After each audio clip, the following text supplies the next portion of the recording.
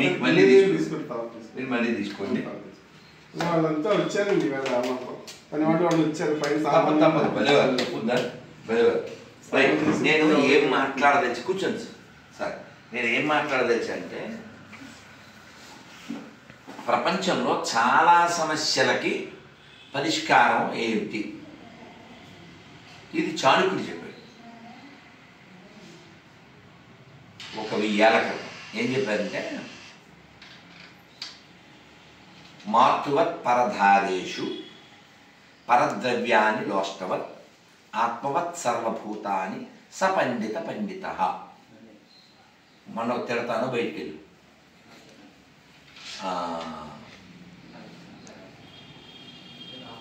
మనం కూడా ఫ్లైట్లో వచ్చేటప్పుడు బ్రదర్ షఫీ అని ఉంటారు కదా, వారు నేను వాళ్ళకి లైన్లో నుంచున్నా, గురూజీ అన్నారు. అక్కడ చూసినట్టుంది అని అన్నాక, గురూజీ మీకు అభ్యంతరం లేకపోతే మన ఇద్దరు కలిసి మాట్లాడుకుంటూ ప్రయాణం చేద్దాం అన్నారు. చూద్దాం సార్, లోపలికి వెళ్ళాక నా నెంబర్ ఎంత చూస్తాను, నాదేదో 8 ఉంది, నా పక్కన ఉన్న వాళ్ళని ఆయనే అడిగారు, అతను వెనక్కి వెళ్ళాడు, కూర్చున్నాం, మాట్లాడుతూ వచ్చాం. ఎవరో ఉండి గురూజీ దిగే లోపల అతనితో జయశ్రీరామ్ అనిపించింది అన్నాడు. అసలు మనకు అలాంటి కోరికలు లేవు. మనకి ఇంకొకరిని మతం మార్చేయడం, ఇంకొకరిని మన పార్టీలో చేర్చేసుకోవడం, ఇంకొకరు అందరూ మా పార్టీ ఉండాలనుకోవడం, గాడికి ఒక పేరే ఉండాలనుకోవడం, వాడినే ఆ పేరుతోనే పిలవాలనుకోవడం, మేం చేసినట్టే ఆడు మొక్కాలనుకోవడం, ఇదంతా చెక్క మతం, తొక్క మతం, చొక్క మతం వలన వచ్చింది తప్ప మనకి అవి లేవు. ఎందుకంటే వ్యక్తిగత భాగవతంలో భరత మహారాజు, సరే అంతా చెప్పను, ఆ భరత మహారాజు జడభరతుడిగా మారి వెళ్తూ ఉంటే రఘుగండెన ఒక రాజు, వీడు జడభరతుడు ప్రీవియస్ కింగ్, ఇది ఆల్రెడీ 3వ జన్మ. ఈ రఘుగండు పల్లకీలు వెళ్తున్నారు. పల్లకీలు వెళ్తుంటే ఈ పల్లకి మోసే వాళ్ళు బోయిలు అంటారు. అతను ఒకటి తక్కువే, ఏదో ప్రాబ్లం, రే ఎలా అని పిలిచాడు. ఇప్పుడు మా శివశంకర్ వచ్చింది, దేవుడు ఇచ్చిందండి గొప్పగా. సో ఆ పిలిచాడు, ఇతను మాట్లాడలేదు, పుట్టినప్పటి నుంచి మాట్లాడు. ఇప్పుడు నేను రెడీగా అరగంట ఇంచుమించు వెయిట్ చేయించాను. మరి ఏం చేయను, నాకు జపం అవ్వలేదు, ఇంకా బ్యాలెన్స్ ఉంది, కానీ ఇంకా అన్యాయం చేయకూడదు, ఇంకా ఆదిత్యంలో పైకి చేయాలి. సరే ఇలా పెడితే ఇంకా రోబో మాదిరి వచ్చాడు, పట్టుకోండి నడిచేటప్పుడు పలకీలలో ఊగిపోతుంది. ఈయన ఆ తెర తీసి రే సరిగా అన్నాడు అన్నాడు. మళ్ళీ గెంతులే, ఎందుకు గెంతుతున్నావు, సరిగా నడవలేవా, సరిగా నడవకపోతే యమధర్మరాజు ప్రాణుల్ని హింసించినట్టు నిన్ను హింసిస్తా, దండిస్తా. అప్పుడు మీరు నమ్మండి, దాదాపు ఆయనకు నా ఊహ ఒక 30, 40, 50 ఏళ్ళు ఉండొచ్చు, జీవితంలో మాట్లాడలేదు. అప్పుడు మాట్లాడుతున్నాను. ఇప్పుడు మీ ముందు నేను మౌనం బ్రేక్ చేశాను. ఇలాంటి మౌనం ఆయన పుట్టినప్పటి నుంచి ఉన్నాడు. లోపల మాత్రం భగవంతుని అలా ధ్యానిస్తూ ఉన్నాడు. ఈ ప్రపంచం పట్ల మీరు పిచ్చోడు అనుకున్నాను. ఏం భాగవతంలో దాని నన్ను ఇట్లా మృష్టాన్నమైన గాని గదాన్నమైన గాని అంటారు. నువ్వురే భోజనం కూర్చో, మంచి భోజనం, మాట్లాడు, నిన్నది పెట్టారు, మాట్లాడు, బొమ్మలాగా. అలాంటోడు లోపల భగవంతుడిని తలుస్తూ తలుస్తూ తలుస్తూ ఆల్రెడీ 8 స్టెప్లు అయిపోయింది. 9వ స్టెప్ కానీ ఫెయిల్ అయ్యి ఇలా అయ్యాడు. ఆయన అప్పుడు నోరిప్పాడండి. అప్పుడు నోరిప్పి ఏమన్నాడు తెలుసా, ఏమిటంటున్నాడు, శిక్షిస్తారా ప్రాణుల్ని యమధర్మరాజు దాకా, మీరెవరన్నా, నేను రాజుని, మీకు విషయం తెలుసా, ఇంతకుముందు ఈ మొత్తం ఈ లోకాన్నంతా, ప్లానెట్ అంతా, నాట్ ఓన్లీ దిస్ ఇండియా, ఈ ప్లానెట్ అంతా ఎవరు పరిపాలించాడు అన్నాడు. భరత మహారాజు. అది నేనే. నువ్వేదో రాష్ట్రానికి సీఎం, లేదో ఒక ఎంపీ, దానికే పోజు కొడుతున్నాను. నేనే పరిపాలించింది. చెప్పు ఏంటి ఏముంది అంటే ఈ సాత్విక గోపాలకృష్ణమాచార్యులు చాలా సెటరిక్గా చెప్తారు. ఇప్పుడు తప్పు ఎవరికి అనుకుంటున్నావు? నాదే. ఇప్పుడు పలకి ఎవరు మూసారు? భుజాలు. భుజాలను ఎవరు మూస్తున్నాయి? నడుము. నడుముని ఎవరు మూస్తున్నారు? ఊరులు. తొడలు. తొడలను ఎవరు మూస్తున్నాయి? మోకాలు. మోకాలు ఎవరు మూస్తున్నారు? కాళ్ళు. నాకు తప్పంటే ఏంటి? ఇంకా అలా చాలా డీటెయిల్గా వెళ్ళి అప్పుడు ఎక్కడికి వెళ్తున్నారు మీరు ఇంతకీ? ఇంక ఈ నోరు, ఈ వాయిస్సు, ఆ బలం, ఆయన వెంటనే పలకి దిగిపోయాడు. బాబు ఈయన ఎవరో మార్పులు అనవసరంగాని కాళ్ళ మీద పడిపోయి గమనించాడు. ఈ రఘు గారు ఎక్కడికి వెళ్తున్నాను అని, నేను ఒక ఋషిగా ఆశ్రమానికి వెళ్తున్నాను, బ్రహ్మజ్ఞానం తెలుసుకోవాలని. బ్రహ్మజ్ఞానం మళ్ళీ తెలుసుకుంది, కానీ ఇంకా నువ్వెవరో తెలుసుకో, నువ్వెవరో తెలుసుకో. ఇది టాపిక్. నువ్వెవరో తెలుసుకో. మన ప్రభుపాదుల వారి ఆత్మ సాక్షాత్కార శాస్త్రంలో కూడా ఇదేమా, నువ్వెవరు, నిన్ను నువ్వు తెలుసుకో. ఇది మనకి చెప్పారు.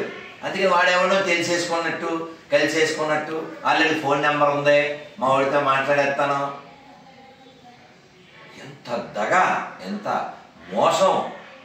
ప్రజల యొక్క అజ్ఞానంతో మతం మార్చి తద్వారా ఈ లోకాన్నంతా తమ గుప్పిట్లో పెట్టుకోవడానికి, లేదు హత్యాకాండ ద్వారా, ఈ రెండు ఎడారి మతాలు చేసేది అదే. మనకి బుద్ధి జ్ఞానం లేక, మనం చదవక, వైరాగ్యము ఈ పదం వాళ్ళకు ఉంటుందా? వైరాగ్యం అంటే ఏంటండి? విరాగము, దేనితోనూ బంధం లేకుండా ఉంటాడు. ప్రపంచంతో బంధం లేనివాడు సింపుల్గా ఉంటాడు. ప్రపంచంతో ఎక్కువ బంధం ఉంటే సింపుల్గా ఉంటాడు. ఏమండి ఏమన్నాను? ప్రపంచంతో బంధం లేకపోతే సింపుల్గా ఉంటాడు. ప్రపంచంతో బంధం ఎక్కువ ఉంటే సింపుల్గా ఉంటాడు. ఒక పూజారి ఉన్న డ్రెస్ విధానం చూడండి, ఒక పాస్టర్ ఉన్న డ్రెస్ విధానం చూడండి. ఇదే ఊళ్ళో జాన్ వెస్లీ ఉన్నాడు. ఎవరో చెప్పారు, అతను పెళ్లి చూడడానికి వస్తే 50,000 ఇవ్వాలి. కళ్ళజోడు, నోరు దబ్బలంతో పుడితే ఎలా మాట్లాడతారో అలా మాట్లాడతాడు. అర్థం కాదు. ఇప్పుడు నువ్వు చూడు, అంతా కళ్ళజోడు బ్యాచ్. మ్యాక్సిమం పాస్టర్లు కళ్ళజోళ్ళు కొట్టు. Powerless Jesus, powerful glasses. Public ఎంత ఫూల్స్ కాకపోతే వీళ్ళు నమ్ముతున్నారు. ఎందుకు నమ్మాలి? ఏముందని నమ్మాలి? ఏం నేర్చుకోవాలని నమ్మాలి? ఇక్కడ చూడండి, మొట్టమొదటి మాతృ పరదారేషు, మాతృ భావనతో ఇతరులను చూడటం. తన భార్య కాని ప్రతి వాళ్ళు తల్లే. ఇలా ఒక మంచి తల్లి ఉందా? ఎడారి 1లో కానీ 2లో కానీ ఒక మంచి అమ్మ, మా అమ్మ అలా ఉండాలి. ఇలా అన్నాను ఒకసారి. ఎవరో ధనలక్ష్మి ఒక అక్క ఫోన్ చేసింది. చెక్క మతాన్ని నమ్ముకున్న అక్క, చెక్క మీద చెక్కని నమ్ముకున్న అక్క. అలా మంచి అమ్మని చూపించాను. మేరీ ఉంది కదా అన్న. ఇప్పుడు మీ అమ్మ నిన్ను మేరీ టైప్లో లారీ పక్కన కనుంటి ఈ మాట అంటావా అన్న. షర్ట్. సో కాబట్టి మాతృవత్ పరధారేషు, ఇలాంటి మంచి మాట చూపించాలి. ఇది ఉత్తమమైనటువంటి లక్షణం. దేవుడు, ఆత్మ ఇవన్నీ తర్వాత. మాతృవత్ పరధారేషు ఇలాంటివి ఎందుకు కనపడలేదు బ్రహ్మానందానికి? నాకు అర్థం కాదు. నోటికి వచ్చినట్టు నోరు చేసేసాడు. మనుధర్మ శాస్త్రం స్థిరాలు చదువుకునేవాడు ఏదేదో ఆగేసాడు. ఏదో చదువుకున్నాడు, అది బాధ. వాడు ఎవడో పాస్టర్ ఆగాడంటే కొన్ని గొర్రె వెత్తవాడు చిప్పు, కుష్టి వాళ్ళ దగ్గర అడుక్కునే పాస్టర్ కదా అని అనుకుందు. మాతృవత్ పరధారేషు. తర్వాత పరద్రవ్యాన్ని లోష్టవత్ అంటే ఏంటండి? లోష్టము అంటే మట్టి. ఇతరుల యొక్క ధనము మట్టిలా చూడాలి. ప్రతి స్త్రీని అమలా చూడాలి. 3 ఆత్మవత్ సర్వభూతాన్ని. ఆయనతో మాట్లాడుతూ షఫీ గారితో ఇదే ఎగ్జాంపుల్ చెప్పారు. పండిట్ అంటే ఇది, అందరినీ తనతో సమానంగా చూడాలి. వాడిని PNDIT పండిట్ అంటారు, లేకపోతే టీ తీసేయాలండి అని చెప్పారు. సో అందుకని మన ధర్మంలో సెన్స్ ఉంటుంది, సైన్స్ ఉంటుంది, లాజిక్ ఉంటుంది. అర్థమైందా? ప్రపంచం బాగుండాలని కోరుకునే మన ఒక్కలమే. సర్వేజన ఇలాంటివి నువ్వు ఎడారి మతాల్లో చూపించలేవు. అందుకనే ఇప్పుడు యూరోప్లో ప్రాబ్లం వచ్చింది, జర్మనీలో ప్రాబ్లం వచ్చింది, బ్రిటన్లో ప్రాబ్లం, చర్చిలు ఆక్రమిస్తున్నారు, అవన్నీ కూలగొడుతున్నారు. ఇవన్నీ ఎందుకు చెబుతున్నాయి? మాదే ఉండాలి. ఇక దరిద్రం చెప్పనా? యారా ఇప్పుడు మీ పెదనాన్న ఇంటి పేరు ఏంటిరా? చెప్పు చెప్పు. మీ ఇంటి పేరే మీ పెదనాన్నకు కూడా ఉంటుంది కదా, తెక్కపేలో. మీ ఇంటి పేరే మీ పెదనాన్నకు కూడా ఉంటుంది, మీ బాబాయ్కి కూడా ఉంటుంది. అవునా? మీకు మూలం ఎవరు అని వన్నను అడుగు. ఆదాము అంటారు, అవ్వ. వాళ్ళ మూలం అడుగు, ఆదాము అవ్వ. అప్పుడు వాళ్ళు ఎవర్రా? అదే అందములేనా? ఒకటేనా? మరి ఎందుకురా ఇప్పుడు చర్చిలు ఆక్రమించలేదు? వాళ్ళ గాలి ఇంకా చుట్టాలు కాలే. ఆ గొట్టంగాలు మనకు చుట్టాలు ఎలా అవుతారా? సిగ్గు లేకుండా మాట్లాడుతున్నావు నువ్వు. అవునా? వీడి చర్చికి ఆడేళ్ళం, ఆడి చర్చికి ఈడేళ్ళం, వీడి మసీద్కి ఆడేళ్ళం, ఆడి మసీద్కి ఈడేళ్ళం. వాళ్ళకి వాళ్ళు బయ్యాలు కాదు, నీకు బయ్యాలు అవుతారా? కుయ్య నీ అయ్య, నీ నోట్లో ఉయ్య అనిపిస్తుందా? అనిపించదా? అనుకుంటున్నారు అలాగా. నేను అన్నాను అని కాదు. కాబట్టి నిజాలు మాట్లాడండి. ఏమిటి నిజం? నిన్న సాధువు చెప్పాడు కొమ్మేళలో, ఎవడైనా 2000 సంవత్సరాల క్రితం ఒక మసీదు ఉన్నట్టు నిరూపిస్తే నేను వెంటనే కోసుకుని జాయిన్ అయిపోతానని చెప్పి ఉంటుందా? ఇదే రాజమండ్రిలో పెద్ద మసీదు అది. ఎలా పెద్ద మనిషి వెళ్ళి దేనికోసారి అదేంటిది? విష్ణుమూర్తి గుడి, వేణుగోపాల స్వామి గుడి, దాని మీద శతకం కూడా రాశారు గురజాడ వలే. అందుకని ఈ దేశం ఎవరిదే? హిందువులు. ఎందుకు విశేషం ఏంటంటే ఈ షఫీ గారు 4-5 సార్లు అన్నారు, మేము కూడా హిందువులేనండి. ఇప్పుడు ఏదో నేను ఇలా ముస్లింలా కనబడుతున్నాను మీకు. మా నాన్న అయి ఉండొచ్చు ముస్లిం, మా తాత అయి ఉండొచ్చు, మన 4 తరాలు వెనక్కి వెళ్తే మేము ఎవరు? హిందువులే కదండి. ఈ మాట ఇంకెవరు చెప్పారు? ఫారూక్ అబ్దుల్లా, కాశ్మీర్ సీఎం. వయసు కూడా చెప్పాడు కదా, మా పూర్వీకులు హిందువులేనా అని కూడా చెప్పాడు. వయసు కూడా. మరి ఎందుకు ఇలా మర్చిపోతున్నారు? ఎందుకు ఇలా మర్చిపోతున్నారు? మర్చిపోయి ఇంకో దాంట్లోకి వెళ్ళడం వేరే. ఏమంటే ఇప్పుడు ఒక వ్యక్తి ఒక బండి కొన్నాడండి, కారు బైకో, మళ్ళీ దాని మీద ప్రేమ పెంచుకున్నాడు. మా స్విఫ్ట్ అండి, నా డిజైర్ అండి అన్నాడు. తర్వాత కారు అమ్మేశాడు, ఇంకోటి ఏదో కొనుక్కున్నాడు. ఇప్పుడు ఆడి అండి, ఇదే నా డాడీ అండి, ఏదో దాన్ని ప్రేమించవచ్చు. ఇప్పుడు ఆ ముష్టిదండి ఆ స్విఫ్ట్ డిజైర్ అంటాడండి. ఆవిడ కారు అమ్మేసావుగా, వదిలేసావుగా, దాని తలంపు ఎందుకు? కాబట్టి బుర్రలేని వాళ్ళు, అజ్ఞానులు, నిజాయితీ లేని వాళ్ళు, నీతి లేని వాళ్ళు, శరీరమే తాము అని భావించేటువంటి వాళ్ళు మాత్రమే ఎడారి మతాల్లోకి వెళ్తారు. ఎందుకని? అక్కడ ఈ ఫర్ ఎడారి, ఈ ఫర్ ఎంజాయ్, ఈ ఫర్ ఎడ్యుకేషన్ ఉండదు, ఈ ఫర్ ఎథిక్స్ ఉండదు, ఈ ఫర్ ఎథిక్స్ ఉండదు. కాబట్టి బాధ్యతతో మెలగండి. ఇప్పుడు ఏమండి ఈయన అడిగామండి మనం మల్లిపేటకు తెమ్మని సలగా తాగలే, గురుగారు సలగా తాగలేరని తెచ్చారు. సరే ఈయనంటే జ్ఞానం ఉందండి, పెద్ద మనిషి. రైల్లో రాత్రి వాడు ఎవరా భుజం మీద ప్యాకెట్లు వేసి అమ్ముతారు కదా, చిప్స్ వాడు వచ్చి ఇస్తున్నాడు మంచిగా. ఎందుకు అన్న రాత్రి?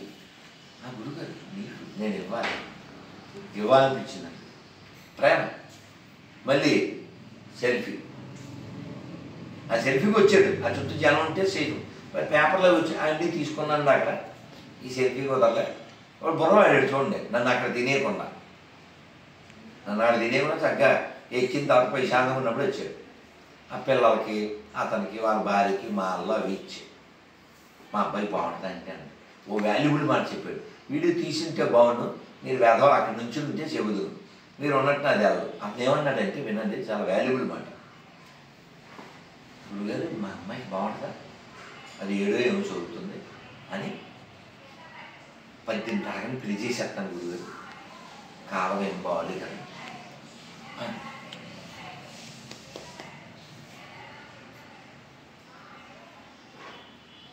ఎందుకని కాలం బాగోలేదంటే ఇతర మతస్థులు మన ఆడపిల్లల్ని ఎత్తుకెళ్తున్నారు అనేది ఒకటే.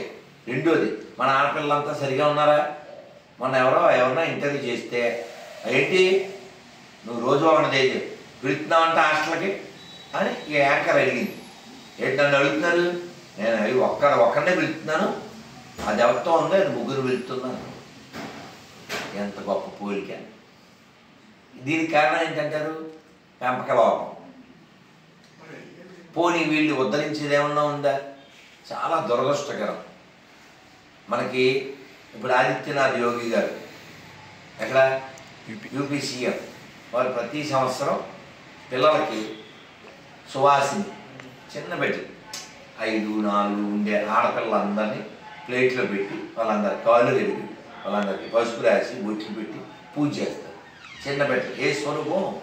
దేవీ స్వరూపం. ఇది ఎందుకు కనపడలే బ్రహ్మాండానికి? ఇరాన్లో 9 ఏళ్ళు చట్టం తెలుసా మీకు? ఏం చట్టం? పెళ్లి చేసుకోవచ్చు, అది ఎవడో చేసేసుకున్నాడు. 9కి చట్టం అది.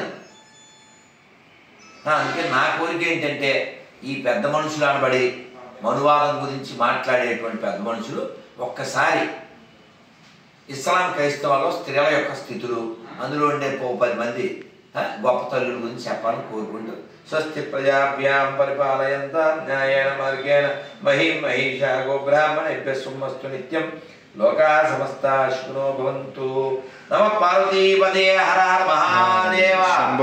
హరే కృష్ణ హరే కృష్ణ కృష్ణ కృష్ణ హరే హరే, హరే రామ రామ రామ హరే హరే. శిల ప్రభుపాద్ కి జై.